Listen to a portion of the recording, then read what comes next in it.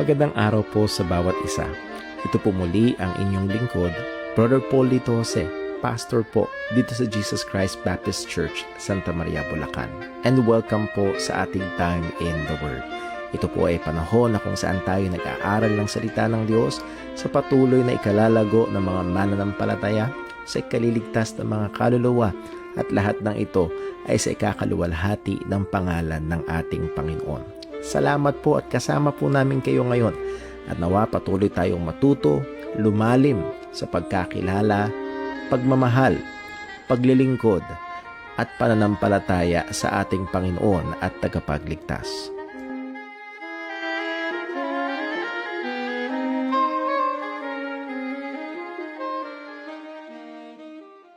Isang mapagpalang gabi po sa bawat isa at pasensya na ho, kanina biglang nag-stop yung ating live stream. Nagkamali ako ng pindot, imbis na transition ay yung stop ang napindot ko. So again, that was my mistake. So muli ho, magandang gabi at purihin ng Diyos na meron tayong pagkakataon na muli makapag-aaral ng salita ng Diyos patungkol lalo na sa banal ng Espiritu. We're nearing our end sa tungkol ho sa ating pag-aaral about doctrine of the Holy Spirit at patuloy natin ipag-pray ang mga ministers JCBC as we are there are many things nung nakaraang Sunday nagplano ang naupo for a long time ang mga mananampalataya, mga nagbi-minister dito, and there are many things that needs to be accomplished dito sa ating church as a local church sa JCBC. At nawa ay patuloy tayong bigyan ng wisdom ng Panginoon sa mga bagay po na ito. Ilang ho ng mga announcement again, noong nakaraang Sunday nagkaroon po tayo ng konting adjustment sa schedule natin, 12:30 ang afternoon service, but this coming Sunday ay balik ho regular na 2 p.m. ang afternoon service. At inaasahan ang mga members ng church to be present sa lahat ng ating mga gawain. And then also, pray natin fast approaching ang ating August 21 Sports Fellowship with JCBC Pandi. So pag-pray po natin iyaan. So yun ang ilan sa mga bagay And also meron na rin date ang atin November 29 ang atin youth con, but medyo matagal, pero that's not a long time, a little bit more than 100 days. So pag-pray natin yan at ito ang yearly ministry ng JCBC para sa mga kabataan, hindi lamang ng ating church kundi ng ibang mga iglesia, at ito ay pag-pray natin at nawa patuloy na pagpalain at gamitin ng Panginoon. So yun ang ilan sa ating mga reminders. Pag-pray natin ng bawat isa, lalo na sa mga maulang panahon at magpapatuloy sang-ayon sa kanina bago tayo mag-live ay nanood ako ng ilang mga weather report. So meron pang isang bag na mag-U-turn pa. So epektado pa rin, malakas pa rin ang ulan, naasahan until roughly around Friday or even Saturday. So muli pag-pray natin lalo na ang ating mga kababayan, mga kapatiran lalo na talagang apektado ng napakamaulang panahon. So those are our announcements and reminders. Pero bago tayo dumako sa atin pag-aaral ngayong gabi ay tayo muna ay manalangin. Tingin natin ang tulong at gabay ng Panginoon. Let us pray. Panginoon naming Diyos, aming Ama sa langit, kami po ay nagpapasalamat sa iyo, sa iyong kabutihan, sa iyong katapatan, sa iyong patuloy na pagmamahal, sa iyong mahabang pasensya, O Diyos, na tunay hindi namin kayang bilangin. Salamat po Diyos na kami ay patuloy mong tinutulungan at iniingatan sa pamagitan ng biyaya mo. Kami nakapagpapatuloy sa pananampalataya. Patawad O Diyos sa aming mga pagkukulang at kasalanan. At Lord, we pray na patuloy mo po kami tulungan na makipaglabang masyaga, makipaglabang mainam sa kasalanan, at nawa Panginoon ay tulungan mo kaming sa biyaya ng Banal na Espiritu ay patayin ang mga nakatahang pasalanan sa bawat isa sa amin hanggang sa kami Panginoon ay umuwi sa iyo or kami ay iyong sunduin. At Lord, aming hinihiling na sa amin pong pag-aaral ngayong gabi, tulungan mo nawa kami, hindi lang ito maging exercise ng kaisipan, kundi O Diyos, patuloy nga itong ikalago sa pananampalataya at patuloy na maging instrumento sa ikababanal ng buhay ng iyong mga anak. At muli, O Diyos, kung maaari, ay gamitin mo po ang gawain na ito sa ikaliligtas ng mga lapa sa aming Panginoong Hesus Kristo. Muli, O Diyos, lahat ng ito ay inihiling namin sa iyo, maging ang iyong patuloy na pag-iingat, kahabagan sa aming mga kababayan, apektado ng bagyo, ng maraming ulan, maging lalo na ang aming mga kapatiran sa iba't ibang mga lugar, sa iba't ibang mga iglesia, nawa iyong kahabagan. Lahat ng ito ay dalangin namin sa ngalan ng aming Panginoong Hesus Kristo. Amen. Okay, so tayo ho ay dumako sa ating pag-aaral. So last time din niyo ako nakikita, pero ngayon ay nakikita niyo ako ngayon sa ating pag-aaral. So we are on the tail end ng ating pag-aaral about the doctrine of the Holy Spirit. I think maybe 1 or 2 lessons, more 2 or 3 lessons na lang titira, and hopefully ito ay patuloy na, ay nakalagay dyan 46, pero sa baba yung tama, lesson 47. And nandito tayo current ministry ng Holy Spirit, and muli ho ang sa maraming mga Pentecostal and mga charismatic movement, ang kanilang pananaw sa ministry or gawa ng banal na Espiritu ay kailangan spectacular, kailangan miraculous, but it's not the case. The Holy Spirit is the most active person of the Godhead in the life of a true believer. Siya ang pinaka-aktibo, siya ay nagsimula at patuloy na gumagawa sa buhay ng mga tunay na mananampalataya. The work of the Holy Spirit is not to be appreciated only in the miraculous, but to be observed in the daily lives of the believers, and that is the life of sanctification. Please take note, not only hindi natin ini-exclude na may mga miraculous na gawa ang Panginoon sa pamamagitan ng banal na Espiritu, pero hindi lang dapat doon. At sadly, yun yung nagiging main focus ng maraming mga gawain, at hindi nabibigyan pansin yung araw-araw na gawa ng banal na Espiritu sa buhay ng mga Kristiyano. Spirituality is grounded upon faith in Christ and production of spiritual graces through the Spirit. So ito yung ilan sa mga buod na ating pinag-aralan. Ano yung spirituality? Pag sinabing spiritual, minsan nagiging, uy, spiritual ka ngayon na. Ayan. So ano bang ibig sabihin nun? Well, ito ay nakatungtong kay Kristo. So pananampalataya kay Kristo. Apart from Christ, and there is no life of spirituality. Spiritually dead ang isang tao hiwalay kay Kristo. So nagsisimula malamang ang spiritual life when a person comes to Christ by faith in the gospel. And then ano mangyayari doon? It will produce graces. That means yung mga Christian virtues magsisimula na gumawa, because Galatians chapter 5 verse 22, the fruit of the Spirit, nandun yung bunga, gawa ng banal na Espiritu sa buhay ng isang mananampalataya. The current ministry ng Holy Spirit, Christian spirituality is mediated presence, not mystical closeness. At muli, yung iba, ang tema nila, ang pagiging spiritual ay pagiging malapit kay Lord. At ano ibig sabihin ng pagiging malapit kay Lord? At marami ang nagfo-focus na lamang sa pakiramdam, mapanindig balahibo ng mga experiences, and so on. But rather, as sila ng Panginoon, it is the mediated presence. It is the presence of God mediated by the Lord Jesus Christ. So true Christian spirituality is not turning or looking for a mystical voice, yung mga bulong-bulong or spiritual tug, mga sinisiko ka ng banal na Espiritu. Sige, gawin mo yan. But rather, it is the diligent use and application of external means, that is the Word of God. Ito yung pangunahin. Merong ginagamit ang pangunahin ng Panginoon upang banalin ang mga mananampalataya, upang patuloy tayong hubugin sa bahay si Kristo, at pangunahin doon ay ang ministeryo ng salita ng Diyos, both in the private and in the public ministry. So muli, it is with end. It is not either or, but rather both both the personal and public ministry ng salita ng Panginoon. So yun, doon nakatungtong, doon nakatali yung totoong pagiging spiritual sa pakikinig, pagtanggap ng salita ng Diyos at aplikasyon nito. Yun. Hindi yung lumulutang, hindi yung kung ano-anong mga tunog ang lumalabas, but rather ito yung, let's just use the word slow sanctification, or the work process ng sanctification. It may be fast, it may be slow in some, pero nandun yung gawa ng banal na Espiritu. Dun yun pangunahing makikita. Now, Christian spirituality is objective spiritual warfare, not angelic or demonic warfare. At madalas, as we have studied for nakalaang 2 time in the Word natin, ang spiritual vocabulary or spiritual warfare vocabulary ngayon, ang madalas binding of Satan, binding or casting out demonic forces, exorcising territorial evil spirits, so on and so forth. Pero as we have seen, if you will just read the New Testament particularly, ay ito mga bagay na ito hindi inutos ng Diyos at hindi pinractice ng mga apostol, ng mga New Testament. Yes, mayroong mga exorcism na nangyayari.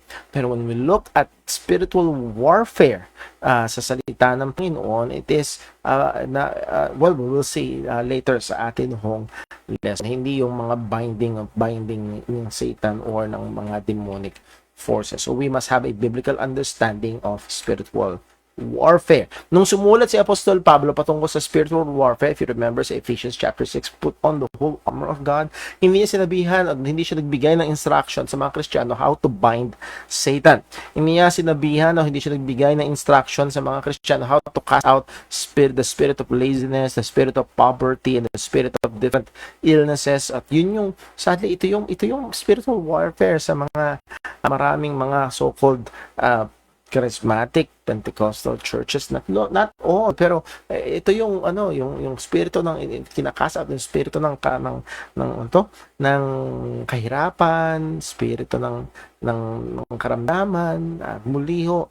Yes, we believe that there are evil spirits. Pero again, pagdating sa spiritual warfare, hindi tayo inutusan, binigyan ng instruction paano gawin yung mga pagka-cast out ng mga spirits na ito. He asked the believers, Apostol Pablo, sinulat niya sa Ephesians, he asked the believers to put on the whole armor of God and fight steadfastly against all the attacks of the devil. So kailangan na magpalakas, be strong in the Lord, in the power of His might, sabi ni Apostol Pablo, and then put on the whole armor of God. Mamaya babalikan natin yan. Napakaganda nung sinabi ng isang theologue, I believe si Michael Horton, ang patungkol dito sa whole armor of God na ito, pero wala tayong makikita doon na start casting out evil spirits, start binding Satan and his demonic forces. So hindi ho ganon. Again, isa sa binigyan natin yung pansin to time in the word ago is danger of the danger of demonizing sin. Lalo na ito, dinidemonize ang mga kasalanan, ginagawang evil spirit, the evil spirit of lying, the evil spirit of this and that, rather than calling people to repent, pagsisihan ng kasalanan, rather than calling people sa pagpatay sa kasalanan, ginagawa nilang kailangang i-exorcise, kailangang itaboy ang masamang spirito ng mga kasalanan na ganito. So muli ho, ito ay hindi biblical ng mga exercises or ng mga gawain. Wala ang ganoon sa salita ng Panginoon. At ang pangunahing gawain sa salita ng Diyos ay tinatawag ang mga tao magsisi sa kasalanan. Hindi sinabing cast out the demons of sin, but rather to repent of sins. This conflicts, again, yung angelic and demonic warfare. Meron tayong mga, yes, meron bang angelic and demonic warfare? Yes, there are. Nabasa natin sa Daniel and somewhere in the book of Kings or Chronicles. Meron, nevertheless, this conflicts between angels and demons is a biblical revelation, but we are not given details as to how and what manner are these battles. So, hindi tayo binigyan. Yes, na-reveal. Meron ba? Yes, meron. Pero meron ba tayong instruction? Wala sa salita ng Diyos kung paano tayo makiki-engage? At meron pang iba. Tulungan natin ang mga kampo ng liwanag, ang mga anghel, and by shouting and by praying and so on. No. Hindi tayo tinuruan ng ganun. We are not instructed ng salita ng ganung kaparaanan. We are never commanded to engage in such battles. So we are called to put on the whole armor of God and remain faithful in our personal holiness and witness for the gospel. Yun yung palagi ang utos sa atin bilang mga Kristiyano. Put on the whole armor of God. Yes, because merong labanan, but be faithful sa ating sariling kabanalan at yun din, naging faithful tayo sa ating witness para sa gospel ng ating Panginoong Jesucristo. The point, the primary battle is with sin. Our victory does not rest upon angels, but upon Christ. So, ang ating pangunahing pakikipaglaban ay pakikipaglabang laban sa kasalanan. At hindi nakasalalay ang ating tagumpay sa mga anghel kung hindi sa ating Panginoong Jesucristo. Sabi ni Michael Horton, sa kanyang libro In the Face of God, everything in Paul's list, again, pertaining to Ephesians chapter 6, of armor is objective rather than subjective, external rather than internal, Christ-centered rather than self-centered. Napakagandang punto. Hindi to self-centered yung tindi ng faith ko, hindi ito yung tindi ng iyak ko, but rather it is Christ-centered. God's armor has to do with the word, the gospel, justification, and truth, not with binding demons or setting up face-offs between the forces of darkness and the forces of light through signs and wonders. The great issue of this battle is not a contest for truth and is a sorry. The great issue of this battle is a contest for truth and faith in Christ's error and unbelief. So hindi ito, as we have said doon kanina, hindi ito face off between the forces of darkness and the forces of light, but rather ang great issue dito is truth and truth versus lies. Faith, true faith versus error. Yun yung faith versus unbelief. For many engaged in spiritual warfare programs today, the word is often downplayed in favor of the Spirit's so-called direct revelation and activity apart from the scriptures. Bakit natin diniinan ito? Sapagkat marami ang tumatawag, nagkiklaim ng spirituality, spiritual warfare, ng kilos ng banal na spirito, but they are so far from the Word of God. Hindi sila seryoso sa pag-aaral ng salita ng Diyos, hindi sila seryoso sa pag-a-apply ng salita ng Diyos. They're always looking for that spiritual high, spiritual experience, or miraculous and anong tawag, anong salita na ginagamit, yung laging nakakawaw, yung wow factor, yung pandig balahibo factor. At para sa kanila, yun yung kilos ng banal na spirito, and that is far from the truth. Ano ba yung mga arenas? Kumaga, yung mga bulwagan kung saan merong labanan ng spiritual. Arenas of Christian warfare. Now, just as an introductory point, fictionalizing this warfare has brought much detriment against the true conflict we are fighting. Muli ho, marami na there are movies, naalala ko, napanood ko yung isang movie noon, long time ago, ni Keanu Reeves yata yun, Constantine ang pangalan, na kung saan, merong quote and quote spiritual warfare, na merong mga evil spirits and merong mga angels and so on and so forth. I'm not commending that movie in any way, shape, or form, but rather, ang punto ko lang ho ay itong fictionalized na spiritual warfare ay hindi nagiging tulong. Hindi nagiging so kumbaga ang nangyayari sa mga tao, marami, even sa mga Kristiyano, pag wala silang nakitang kagaya nung nakikita na sa TV o sa pelikula, walang nanginginig, na biglang nag-iiba boses, walang mga lumulutang na kung ano-ano, para sa kanila, walang spiritual warfare. Pero kagaya na makikita natin ngayon, nakita natin nakaraan pa hanggang ngayon, ang spiritual warfare ay a consistent event sa buhay ng Kristiyano. Muli, hindi yung mga times na may evil spirit possession or may demonic possession, but rather ito ay isang araw-araw na bagay na engage ang bawat mga mananampalataya. And as we have said, to the detriment against the true conflict we are fighting. So para bang haling na haling sa pakikipaglaban sa ibang bagay o sa paggawa ng ibang bagay, nakakalimutan at tinapabayaan yung talagang pakikipaglabang spiritual. The right way to consider the passages of scripture that the right way is to consider the passage of scripture that deals with the warfare of the believers. And hindi tayo magiging exhaustive in any way, but we will look at 3 arenas, tatlong mga lugar na kung saan nandoon ang consistent spiritual warfare ng mga mananampalataya. And the first one is in the arena of sin, particularly in the area ng mortification of sin.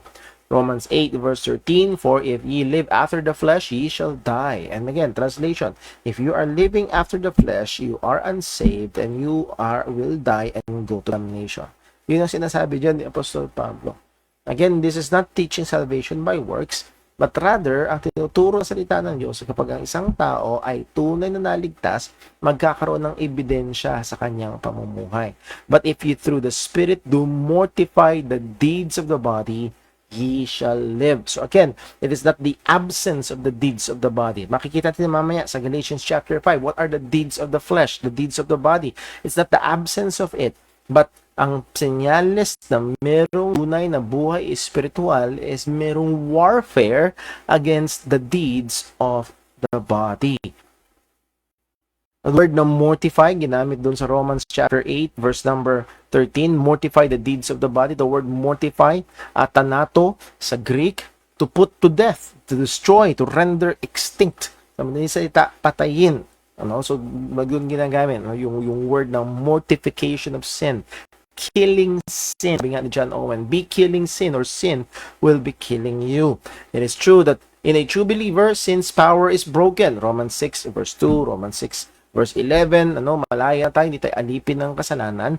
Pero, totoo din na nang tayo naligtas, pero totoo rin na nandun pa rin ang presence ng sin. Romans chapter 7, sabi nga ni Pablo, yung ayokong gawin, nagagawa ko, yung gusto kong gawin, hindi ko nagagawa. Hindi na tayo alipin ng kasalanan, pero meron pa rin presensya ng kasalanan sa buhay ng mga mananampalataya. So, therefore, there is that true spiritual warfare against sin. The remaining sin in the believer is to be treated as enemies that should be killed. Dapat itong itrato na kaaway. Hindi ito isang libangan, hindi ito isang bagay na baliwala lang, kundi ito isang kaaway na kailangang labanan o kailangang patayin. Mortification of sin is the believer's responsibility to be done in the power of the Holy Spirit. If we will go back to Romans 8:13, for if ye live after the flesh, ye shall die, but if ye, sino daw? Tayo. Through the Spirit, through the power, the empowering of the Holy Spirit, do mortify the deeds of... So, sinong gagawa ng mortification? Well, us. Again, yes, it is through the grace of God, but there is effort and there is a commitment na kailangan. The remaining sin in the believers to be treated as enemies that should be killed. Mortification of sin in the believers is the believer's responsibility to be done in the power of the Holy Spirit. So muli, yes, may kailangan tayong gawin, pero kailangan gawin ito sa kapangyarihan ng Banal na Espiritu. Hindi ito kaya ng ating sariling kapangyarihan. Ito kaya ng ating sariling mga pamamaraan. And I know many of us have tried it to do spiritual things through our means, sa ating sariling lakas, sa ating mga sariling mga steps, and how much it exposes yung kawalan ng lakas, kawalan ng resulta. And kung sakali man at isa sa mga nagiging resulta ay nagiging mayabang kasi akala natin ito ay nagagawa sa sarili nating lakas. No, it is through the power of the Holy Spirit. Ano yung mga works of the flesh na pinapatay? Galatians 5:19, now the works of the flesh, the fruit of the works of the flesh are manifest. Which are this? Adultery, fornication, uncleanness, lasciviousness. So lahat ng yan is about sexual immorality. Verse 20, idolatry, witchcraft, hatred, variance, emulation, wrath, strife, seditions, heresies. So then also verse 21, envyings, murders, drunkenness, revelings, and such like. So again, nandun yung paglabag natin o kasalanan natin laban sa Panginoon, idolatry, witchcraft. And then, nandun naman yung ating kasalanan sa ating mga kapwa-tao, hatred, variance, emulation, wrath, strife, seditions, heresies, envyings, murders, drunkenness, revelings, and such like. So again, ito yung mga gawa ng laman na makikita natin na talagang talamak, na dapat paglabanan, na dapat patayin, na dapat pagsisihan ng mga tunay na mananampalataya sa ating Panginoong Jesucristo.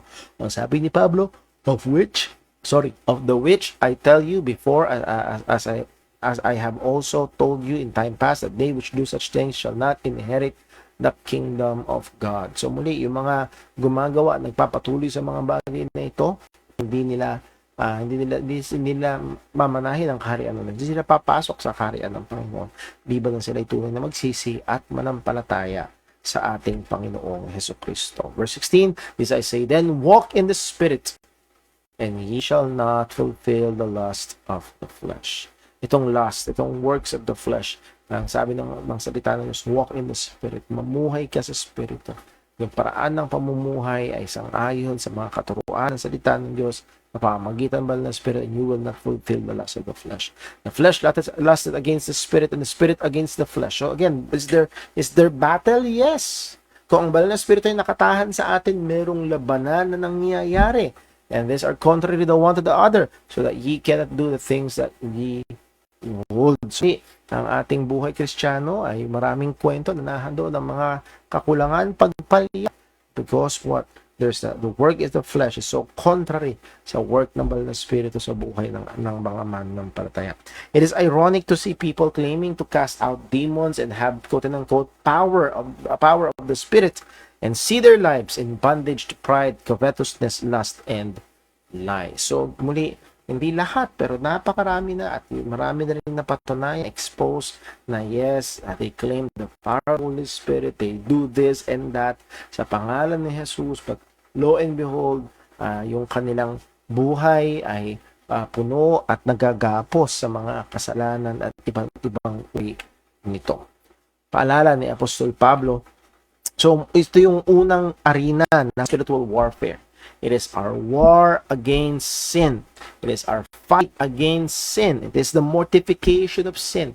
Ito yung unang arena ng spiritual warfare. And so, kung tayo ay Kristiyano, ay walang exempted sa atin dito. Bakit? Dahil lahat ng Kristiyano ay may kasalanang pinaglalabanan. At patuloy ito sa buhay bilang ng mga mananampalataya. So not just the mortification of sin, we have the second one, the reformation of thought. Nare-reforma, na nababago yung kaisipan. Now, ang sabi ni Apostol Pablo sa Corinthians 10 verse 3, again, napakalinaw ng salita dito. For we walk in the flesh, though we walk in the flesh, we do not war. Again, a very strong word na ginamit ni Apostol Pablo. It's the language of warfare. We walk in the flesh, we do not war after the flesh. So, hindi physical ang labanan. The weapons of our warfare are not carnal. So, yung carnal dyan, again, it's not fleshly.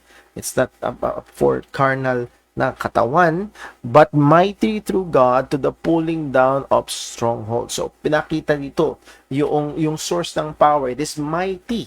Hindi to mighty because of us. Hindi to mighty because of our techniques or arguments. No, it is mighty through God. It takes the power of God.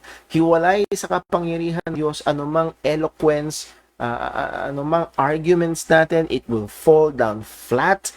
It will not be effective. At nahandoon ating kailangan ang turo at gabay ng salita ng Diyos. For the weapons of our warfare are not carnal, but mighty through God to the pulling down of strongholds. Mamaya, tignan natin yan. Verse 5, casting down imaginations and every high thing that exalted itself against the knowledge of God, and bring unto captivity every thought to the obedience of Christ. So, Paul uses the figure of an ancient warfare, siege, of the walls aimed at pulling down strongholds or fortresses. So, ito yung pinintang larawan ni Apostol Pablo, and madalas nawawala sa atin na mga bumabasa nito ngayong 21st century, kundi yung mga panahon na kung saan pamilyar ang mga gera, ay may tinatawag na siege warfare, na kung saan yung isang bayan na napapaligiran ng mga pader ay isi-siege nila para hanggang sa mapabagsak yung pader or magutom yung mga nasa loob, walang supply ng pagkain. So muli, it's siege warfare na ang layunin ay ma-pull down yung strongholds, yung mga fortresses, yung mga harang, yung mga bato ay maalis, magiba para masugod yung nasa loob. So again, point, the battle is for the mind.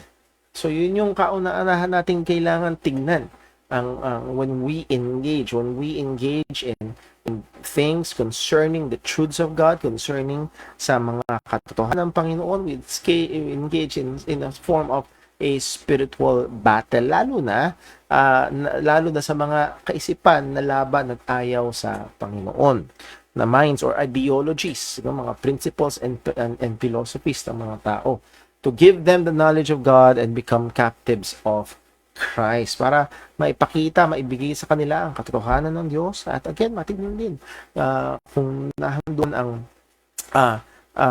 become captives of Christ, para sila ay maging alipin ni Kristo, tagasunod ni Kristo. No, true spirituality and our warfare in it is not divorced. True spirituality and our warfare is not divorced from or to the exclusion of the mind. Rather, it is a vital part. Akala nung iba, hindi ang warfare, hindi yan kasama ang isip ko, hindi kailangan lang ng rituals, kailangan lang ng mga ganitong karaming pagdadasal, mga partikular na dasal, at yun lang ang kailangan matulos ng kandila, and so on, yun ang spiritual. No, ang pangunahing uri ng spiritual warfare is the warfare for the mind. So hindi natin dapat to ihiwalay. Should not be excluded, but it should be treated as a vital part. Kaya kung napansin niyo ang ministry dito sa JCBC, it's more on na doon yung seryoso, maingat na pagtuturo at pangangaral ng salita ng Diyos. Because again, hindi natin kinakaila. We're not after emotion per se, but we are after the mind.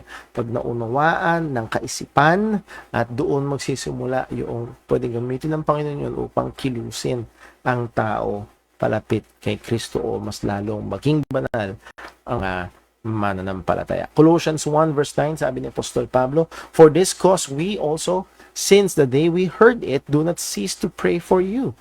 So mula nabalitaan nila ang kanilang pananampalataya na sila yung mga Kristiyano doon sa Colossae, ay wala silang tigil na sila ipag-pray and to desire that ye might be filled with the knowledge of His will in all wisdom and spiritual understanding. Ito ang nasa number 1 na prayer list ni Apostol Pablo para sa mga Kristiyano, that they may be filled with the knowledge of the will of God in all wisdom and spiritual understanding, na magkaroon ng knowledge, wisdom, and understanding, hindi lamang sa mga bagay, kundi sa mga bagay na espiritual, sa mga katotohanan ng Diyos, sa salita ng Panginoon. So again, gaano kataas to sa priority ng ating prayer life, na tayo bigyan ng Diyos ng knowledge, wisdom, and spiritual understanding. Apostol Pablo, ito yung nasa unahan. That ye might walk worthy of the Lord unto all pleasing, being fruitful in every good work, and increasing in the knowledge of God. So pag ang isang tao ay nagkaroon na nalagyan ng knowledge ng Panginoon, nagkaroon ng wisdom and spiritual understanding, that means na doon yung application, that they might walk worthy, they will be able to walk sang-ayon sa kautusan ng Panginoon, at ito yung makapagbibigay ng papuri sa Diyos, unto all pleasing, ng pagbibigay galak sa Panginoon, galak sa Ama, that ye might walk worthy of the Lord, unto all pleasing, being fruitful in every good work, and increasing in the knowledge. So para itong paikot-ikot, fruitful in every good work, increasing in the knowledge of God, ano mangyayari? God will give wisdom, spiritual understanding, and so on and so forth. So napakaganda itong disenyo na ito ng Panginoon.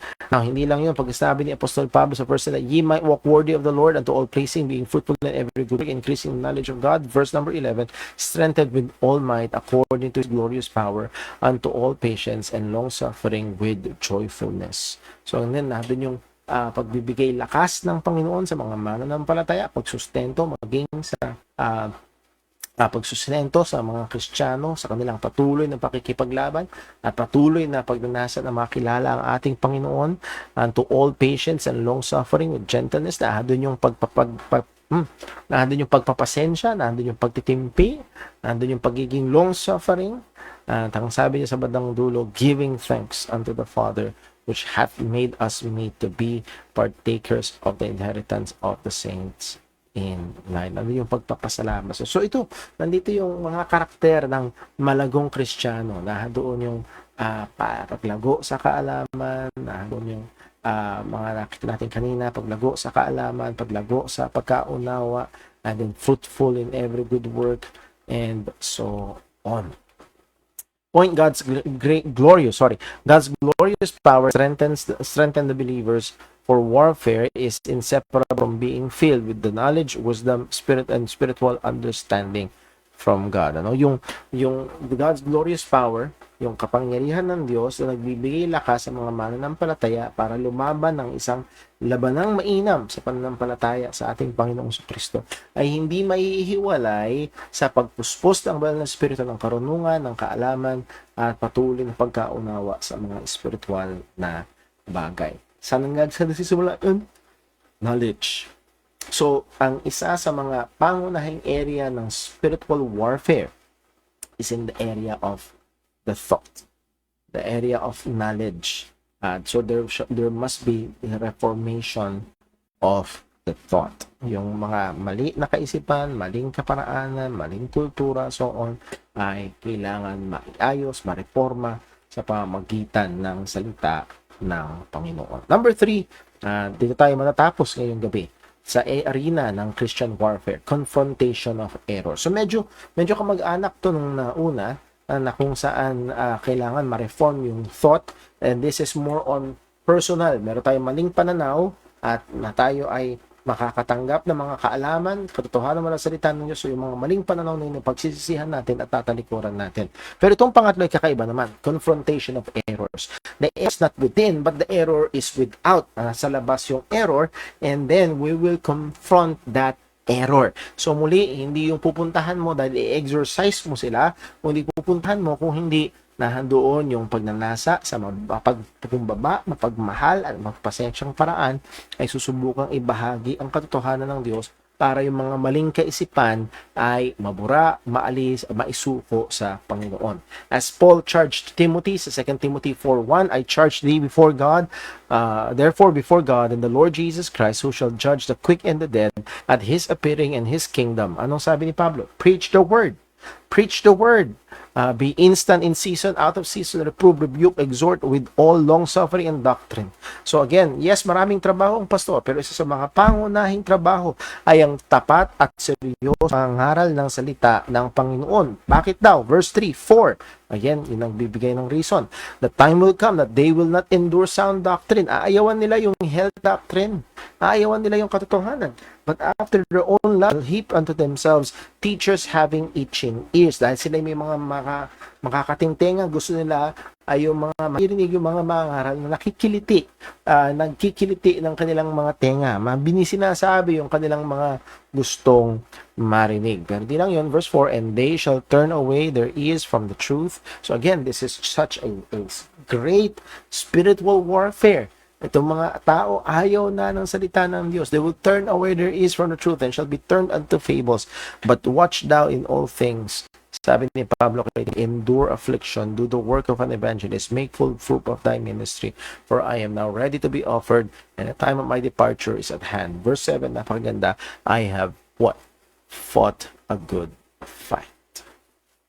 Makikita natin na karamihan ng ministry ni Apostol Pablo revolves on evangelism, strengthening the church, and fighting errors. Hindi yun lang. Yes, meron siya mga pinalayas. Sa mga spirito, meron siya mga pinagaling. Pero yung general run ng ministry ni Apostol Pablo ay yun. Evangelism, strengthening the church, and patuloy na maipangaral ang salita ng Panginoon. At ang sabi niya, I have fought a good fight. I have finished my course. I have kept the faith. So in verse 7, Paul employed the figures, the picture of military, I have fought a good fight, the picture of an athlete, I have finished my course in takbuhin, and a picture of a steward, I have kept the faith. The image of fighting is part of the ministry that the preacher should persevere in against false teachers and clamor of man-centered teaching. So nahadon yung gusto nila, yung mga ayaw nila ng sound doctrine, ayaw nila ng healthy doctrine. Anong gusto nila? Unhealthy. Ang niyayakap yung mga hindi totoo. So muli, it calls for that type of ministry, type of spiritual warfare where we confront errors sa biyaya ng Panginoon with the truth ng Panginoon. Point, the image of fighting is part of the ministry that the preacher should persevere in. So kailangan yung imahe, yung larawan ng pakikipaglaban. Muli hindi kailangan war freak ang isang Kristiyano. Hindi kailangan war freak ang isang pastor. That is not the case. Dapat nga peacemaker. Tayo bilang mga mananampalataya bahagi ng isang sa tapat at maayos na ministeryo ng pastor ay confront sa mga false teachings and false teachers. The primary charge of Paul to Timothy in fighting errors is to preach the word. Yun yung pangunahin niyang gawain na panlaban sa mga pamalian is to faithfully preach the word of God.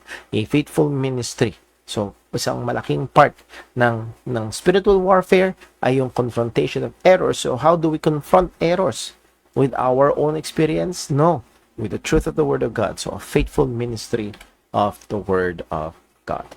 The present trend of carelessness in doctrine is a betrayal in fighting a good fight. So, muli, maraming mga churches and hindi lahat, pero napakaraming nagki-claim ng so much supernatural experience ng banal na spirito sa kanilang mga buhay.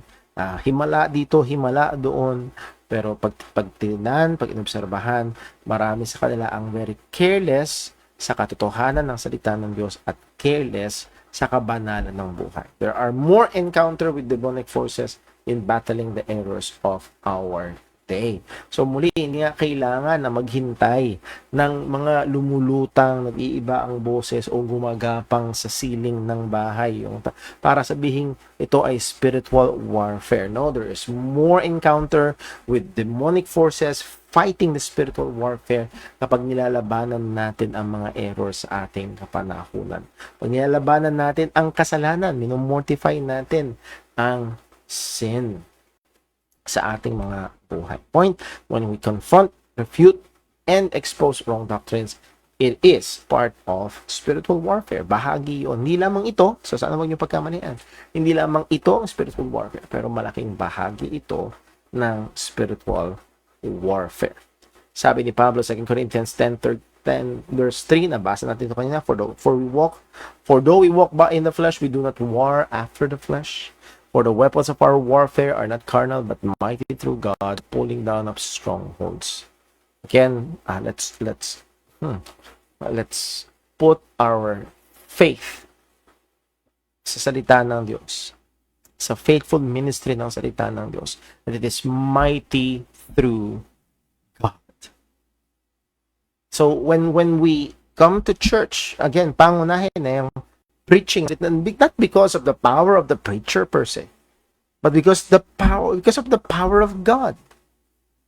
And God is committed sa preaching ng salita ng Diyos. It pleased God by the foolishness of preaching. Sabi ni Apostle Pablo, it is one of God's main chosen means.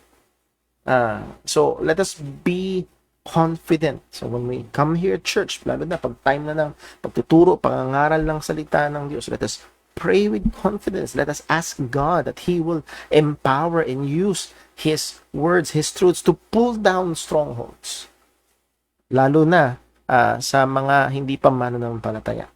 Casting down imaginations and every high thought and exalt itself against the knowledge of God, and to bring into captivity every thought to the obedience of Christ, or obedience to Christ. No, sila'y sumunod. As Christ said, repent. Christ said, believe.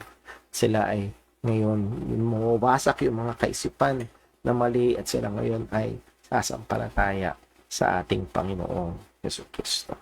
So every true believer is engaged in a real spiritual warfare.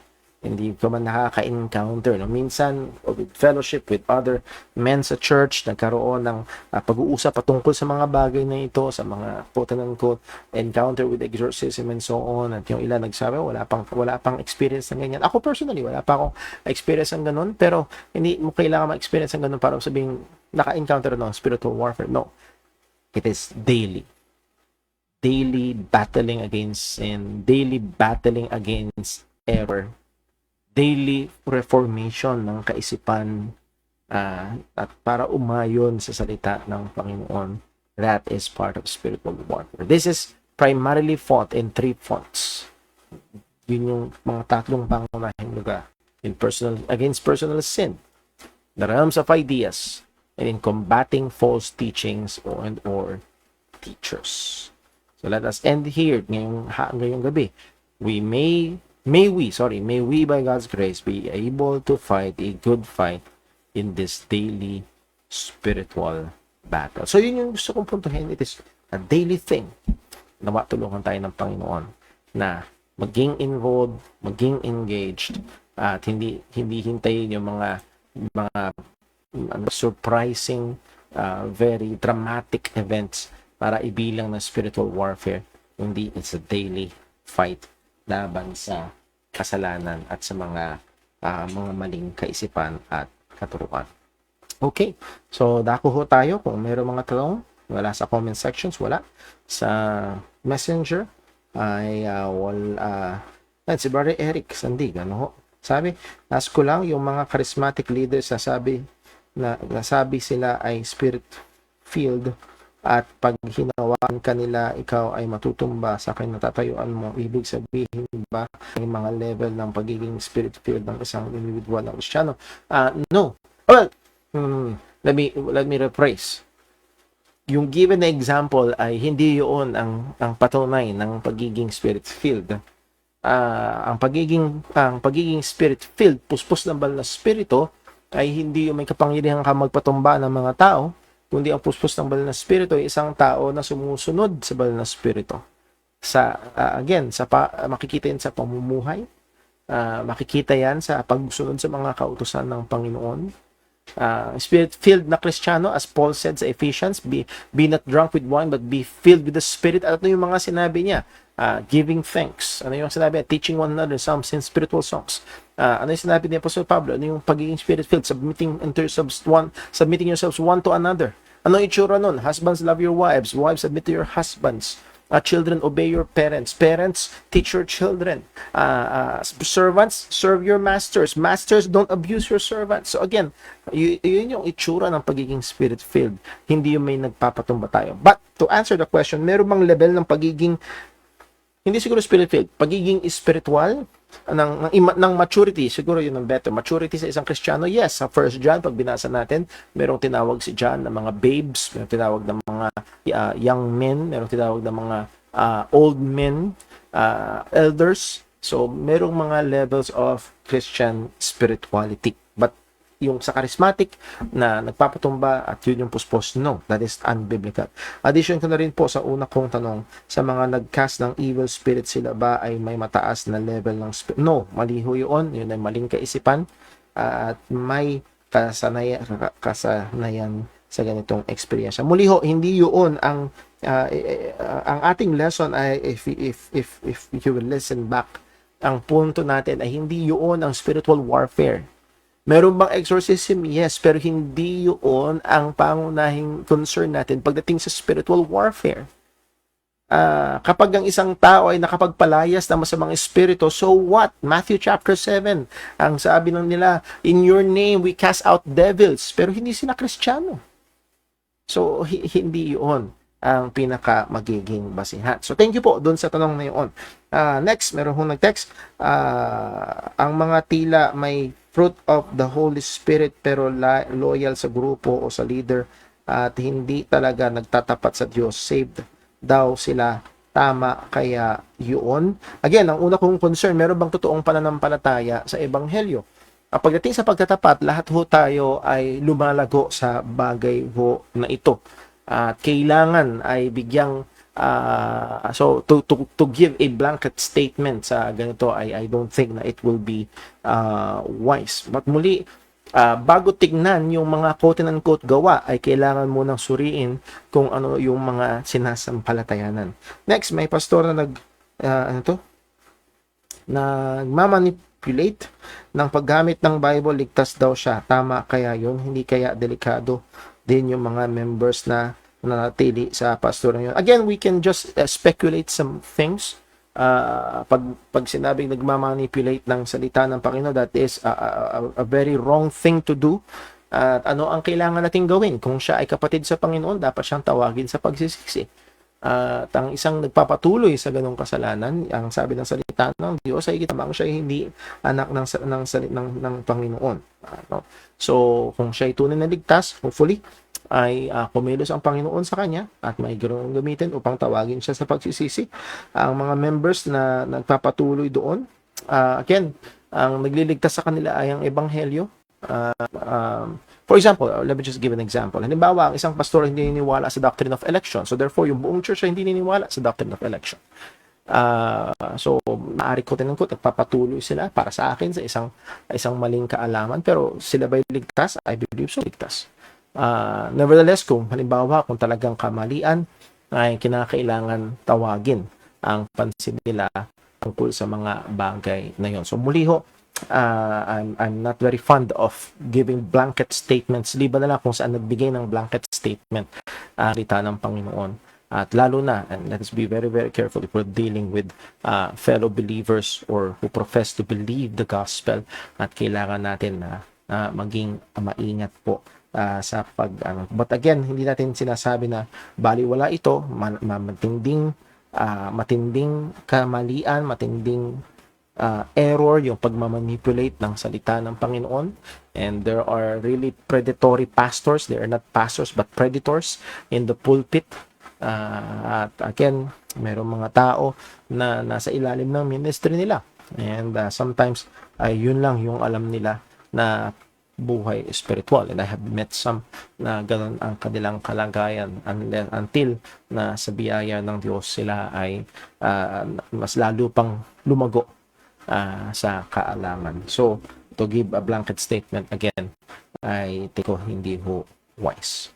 So, thank you very much po, at patuloy nawa tayong lumabas sa pagkakilala sa Panginoon, at patuloy tayong na lumalim sa ating pagmamahal sa salita ng Diyos. God bless po. Tayo ho muna ay manalangin. Let us pray. Panginoon naming Diyos, aming Ama sa langit, salamat po. Tunay kamangha-mangha ang iyong salita. Mangha-mangha ang iyong mga katotohanan. Tulungan mo nawa kami. Paalala mo sa amin, O Diyos, that truly ang aming spiritual na buhay ay buhay ng pakikipaglaban. At salamat, O Diyos, na hindi kami nakikipaglaban sa aming sariling lakas o sa pamamagitan ng aming sariling lakas. Kundi ito ay sa pamamagitan ng iyong banal na Espiritu. And help us, Lord, as we have seen, na napakahalaga ng iyong salita sa aming pong labanang espiritual, na tulungan mo nawa kami na maging masipag, tulungan mo nawa kami na maging seryoso, tulungan mo nawa kami, Panginoon, patuloy na makipaglaban sa kasalanan na nakatahan sa amin, sa mga maling kaisipan na nasa amin, at gayon din ay patuloy na ipaglaban ang iyong katotohanan laban sa mga kamalian. Ingatan mo kami, O Diyos, tulungan mo po na patuloy na ingatan ng Iglesia ng Jesus Christ Baptist Church. At lahat ng ito ay dalangin namin sa ngalan ng aming Panginoong Hesukristo. Amen.